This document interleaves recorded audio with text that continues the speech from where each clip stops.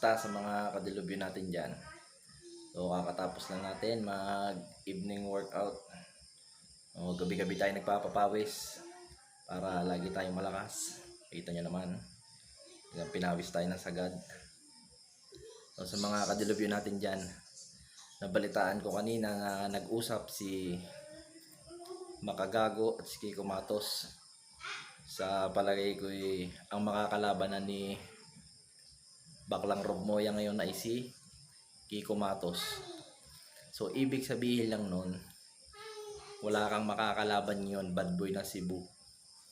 Kaya wala ka ng dahilan pa para hindi mo ko labanan.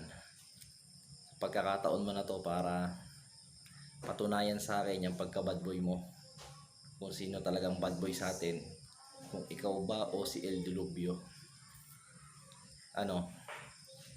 Tagal ko nang hinihintay ng sagot mo, bakla ng Cebu. Hindi mo man lang kayang ipagtanggol yung mga kababayan mo sa Team Visayas. Iyak na sila, asar na sila kay El Dilubyo. At ikaw, syempre, wala naman dapat asahan sa'yo siguro dahil ikaw nga ang bakla ng Cebu.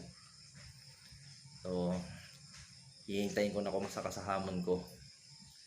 Kasahan mo na si El Dilubyo, bad boy ng Cebu. Gusto ko din pating yung salita mo, ayusin mo. Gusto ko na pag naglaban tayo, itutuwid yung salita mong napakapangit. Para kang lasing magsalita, parang may nakabarang bato dyan sa bunganga mo. Kaya pag naglaban tayo, tutuwid yung pagsasalita mo, ipapantay ko sa suntok yung panga mo. Naintindihan mo ba? Bad boy ng Cebu, aka bakla ng Cebu. Kung matapang ka, harapin mo si El Dilubyo. Hindi naman siguro tayo nagpapanghuli ng timbang. May taas lang ako na 5'8" at 80 kilo. So pagtsatsagaan na kitang labanan kasi tingin ko ikaw lang ang medyo katapat ko sa Team Visayas. Dahil yung dalawang kumag mong kakampi, si Boy Ungas at si Boy Bagsik, titirisin ko lang yan. Intindihan mo ba yun?